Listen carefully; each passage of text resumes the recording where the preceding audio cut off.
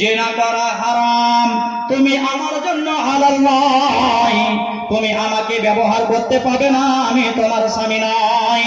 তুমি কি করো? আল্লাহকে ভয় করো। আর আমি যতকে তোমার কাছে টাকা নিয়েছি, তুমি যদি আজকে আমাকে ছেড়ে দাও, আর যদি তুমি কুকর্ম কাজ না করো, তাহলে তুমি কোন মুসিবতে পড়তে গেলে তুমি কি হয়ে যাবে? নাজাত পেয়ে যাবে। সেই কুকর্ম কাজকে ছেড়ে দিল। আল্লাহকে বলছেন রব্বুল আলামিন, আমার কাকাই তো বোনকে আমি এত টাকা দিয়েছি কুকর্ম কাজ করার জন্য, কিন্তু আমাকে বাধা দিল, রুখলো। তোমার একমাত্র ভয়ের জন্য আমি সেই কুকর্ম কাজকে আমি ছেড়ে দিয়েছি, আমার বোনকে আমি ছেড়ে দিয়েছি। দয়া করে মেহেরবানি করে তুমি 3 ভাগের মধ্যে যে 2 ভাগ আর পাথর আছে, দয়া করে তুমি পাথরকে সরিয়ে দাও। সাথের সাথ সেই পাথর সরে গেল। তাহলে আমল হিসাবে আপনার এই দুনিয়াতে কিছুগুলা জিনিস কিন্তু পাওয়া যায়, যে আমলের বিনিময়ে আপনি মুসিবতে পড়তে গেলে এই দুনিয়াতেও পাবেন, আখিরাতেও পাবেন। একটি লোক বলছে কি, মৌলভী সাহেব, কেউ যদি 50,000 টাকা দান করে আর পরের যদি জমি চেপে চেপে খায়, তো ওই দানটা কি ওর মসজিদে কাজে লাগবে? কাজে লাগবে? ওই কথাটা সে কিন্তু বলছেন। এবার তাহকিক আমার করা নাই কি জমি চেপেছে কি চাপেনি। এবার চেপে যদি থাকে আর ওই ফসল ওই টাকা যদি দান করে 1 কাঠা 2 কাঠা, কিন্তু আসলে কাজে লাগবে না। এই দুনিয়াতে তার বদলা পেয়ে যাবে। যেমন কাফেরেরা যদি এই দুনিয়াতে দান করে, তাহলে এই দুনিয়াতে বদলা পেয়ে যাবে, আখিরাতে পাবে না। কিন্তু হালাল রিজিক যদি আমি দান করি, পরের টিহিতে যদি আমি বাড়ি না বাঁধা থাকি, পরের জায়গাতে যদি আমি কবজা না করে থাকি, পরের জমিনে যদি আমি ফসল উপজে না থাকি, তাহলে আমার নিশ্চয় কাজে লাগবে। যদি উপজে থাকে, তাহলে কোটি কোটি দান করার পরেও আমি ওই আখিরাতে পাবো না। এই দুনিয়াতে আল্লাহ বলবেন, লে যত নিবি নিয়ে এলে, আরো কবজা করে লে, 4 ঘন্টা ভর পাচ্ছিস, আরো 70 জোরে 10 ঘন্টা উঠে লে। এত আল্লাহ আপনাকে শক্তি দিবেন হারাম কাজে। ভাইয়ের আমার, বন্ধুরা আমার, বলার উদ্দেশ্য হলো কি, 2 ভাগ 3 ভাগের মধ্যে 2 ভাগ পাথর সরে গেল।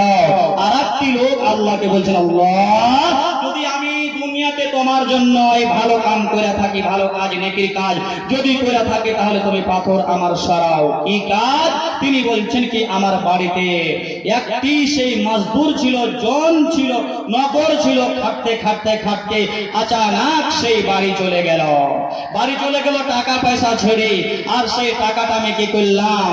বকরি কিনলাম, উট কিনলাম, ওই টাকা থেকে গরু সব কিছু বাড়াইতে বাড়াইতে একটা সেই পালের পাল, দলের দল, সেই হাঞ্জের হান সে হয়ে গেল। অনেকদিন পরে সেই লোকটি আমার কাছে আসলো সে টাকা নেওয়ার জন্য। কত টাকা? যত টাকা ছিল। বলছে, আমি এতটি কাজ করেছি, এত টাকার, এত দিনার, আজকে টাকাটা দাও ভাই, এতদিন পরে আমার মনে পড়েছে। বলছে কি, এই যে তুমি দেখতে পাচ্ছ, তোমার এইগুলা যে উট, এইগুলা তোমার ঘোড়া, এইগুলা তোমার গরু, এইগুলা তোমার ছাগল, এইগুলা তোমার মুরগি, এই যতগুলা আছে তোমার পয়সা থেকে বাড়িয়ে বাড়িয়ে বাড়িয়ে এতগুলা জিনিস হয়েছে, এই জিনিস তুমি নিয়ে চলে যাও। সে বলছে, না, আমাকে তুমি মজাক করছো, এতগুলা কি হয়? যেটা টাকা তোমাকে আমি দিয়েছি ওই টাকাটা দাও, যে টাকাটা আমি তোমাকে দিয়েছি ওই টাকাটা দাও। বলছে, না, এইগুলো তোমার বাড়িয়ে দিয়েছি, যদি আমি তোমার কবজা করে খেয়ে নি, আমার কোনো ইবাদত কাজে লাগবে না। এবার সেই লোকটা আল্লাহকে বলছেন, আল্লাহ তোমাকে রাজি করার জন্য যদি আমি এই বকরির পাল বাড়িয়ে থাকে, উটের পাল বাড়িয়ে থাকে, গরুর পাল বাড়িয়ে থাকে, তার জন্য যদি আমি অন্যতে করে থাকি, আর টাকাকে আমি বেমানি করে খাইনি, আমি বেমানি করতে পারতাম কিন্তু বেমানি করিনি। আমার শরীর খুব তাকাত ছিল, আমার শরীরে খুন খুব ছিল, আমার শরীরে খুব রক্ত ছিল, আমার খানদান খুব বড় ছিল, সবই করতে পারতাম, কিন্তু আমি বেমানি করিনি। বরঞ্চ আমি তার জন্য আরো আমি তার তেজারতে আমি উন্নতি করেছি, তাকে আমি আগে বাড়াচ্ছি। নিয়ে যাও, নিয়ে যাও। সেই লোকটা সমস্ত ঘোড়া ঘট জোর করে পাইট করে সমস্ত বাড়ি নিয়ে চলে গেল। সেই লোকটা পয়সাওয়ালা হয়ে গেল, টাকা মেরা খায়নি। আল্লাহ গো, এই কাজ যদি আমি করে থাকি, দয়া করে তুমি মেঘের পানি করে তুমি পাথর সরিয়ে দাও। সাথের সাথ এবার 3 জনের কথা শুনে একটু একটু করে পাথর ঘটতে ঘটতে ঘটতে 3 জনের কথা শুনে 3 জনের আমল সেখানে পাঠ করার কারণে আল্লাহ বলছেন, বান্দারে, আমি তোমার হাতকে খালি হাতে যদি ফিরিয়ে দিই, তাহলে আমাকে লজ্জা লাগে, শরম লাগে, আমি খালি হাতে ফিরাইতে পারি না। দয়া করে এবার ফারিস্তাকে বলছেন, ও ফারিস্তার দলেরা, যাও যাও যাও যাও যাও, তাড়াতাড়ি করে যাও, ওরা পাহাড়ের ওই কিনারাতে গর্ততে পড়ে আছে, যাও পাথরকে তুমি সরিয়ে দাও। নারে তাকবীর! সঙ্গে সঙ্গে সেই পাথর সরে গেল, আর তিনজন খুশি হয়ে বাড়ি চলে আসলো। তাহলে বোঝা গেল কি, কিছুগুলা আমি আপনি যদি আমল করি এই দুনিয়াতে তার বদলা পেয়ে নিব, আর কিছুগুলা আখেরাতে পাওয়া যাবে। মুমিনেরা এই দুনিয়া তো পাবে, কিন্তু আখেরাতে ইনশাআল্লাহ তাদের জন্য গ্যারান্টি রয়েছে। আল্লাহর নবী বলছেন, মান বানা লিল্লাহি মসজিদান বানাল্লাহু লাহু বাইতান ফিল জান্নাহ। যেই ব্যক্তি পৃথিবীর বুকে মসজিদ নির্মাণ করার জন্য, যেই মসজিদ নির্মাণ করার জন্য এখন না সব দিল, মসজিদ নির্মাণ করার জন্য ইট দিল, মসজিদ নির্মাণ করার জন্য 10,000, 5,000, 20,000 শক্তি অনুযায়ী আমি আপনি কত টস খাই বছরে? যার বাড়িতে একটা করে টস কিনা হয়, যার বাড়িতে একটা দুটা করে টস কিনা হয়, 20 টাকা দিন হইতে গেলে আপনার কতটা হয়? 7200 টাকা হয়ে যায়। আজকে আমি আপনি 5,000 টাকা এই মসজিদের জন্য দান করতে পারবো না। 10 হাসি বাইর হয়ে চলে যাচ্ছে, 3 তালা 2 তালা 5 তালা আমি আপনি বাড়ি বানাচ্ছি। এই বাড়ি বানিয়ে আপনার আমার নেকি নয়, কিয়ামত পর্যন্ত যদি আমি আপনি বাড়ি বানাই, এতে আপনার জান্নাত পাওয়া যাবে না, কিন্তু ঘর বানাইতে হবে। এটা নয় কি এই মূলবীর কথা শোনার পরে আমাকে ঘর খোলা রাখতে হবে, জি না।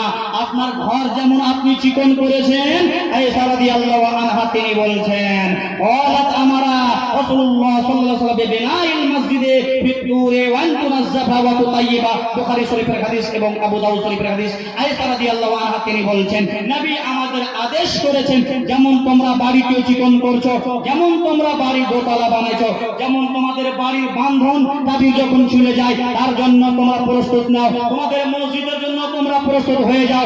মসজিদকে তোমরা চিকন করো, মসজিদকে তোমরা ভালো বানাও, মসজিদকে তোমরা সাফ সুতরা রাখো। কিছুগুলা মানুষ এমন আছে বলছে কি মসজিদের জায়গাটা তো ফাঁকা ফাঁকা আছে, তো যত কাদা লাগা ধান মসজিদের পাশে মারে। এবার সেই মসজিদের পাশে যদি মারে তো মসজিদ আর চিকন হয়ে থাকবে? মসজিদ আর চিকন হয়ে থাকবে না। ওই মসজিদকে 3 বার ধোয়ার পরও ওই মসজিদ দেখতে পাওয়া যাচ্ছে ধুলা। ভাইরা আমার, বন্ধুরা আমার, বলার উদ্দেশ্য হলো কি আপনারা এই জালসাতে আসার চেষ্টা করেন এই মসজিদের জন্য। আমি বেশি চাইনি, 2,000 3,000 টাকা করে এই গ্রামে এই মসজিদে যারা আসছেন নামাজ পড়তেন, এই মসজিদে যারা থাকছেন, এই মাথা থেকে নিয়ে এই পর্যন্ত 60 ঘর কিংবা 62 ঘর আপনারা আলাদা একটি জুড়া হয়ে আছেন। যদি 1,000 টাকা দান যদি করেন পুরো পার্টি গোলা, তাহলে 1 লাখ আপনাদের 60,000 হবে। এবার যেটা কমজোর আছে 500 করে পারবেন আপনারা 500 দিবেন, আরো 10,000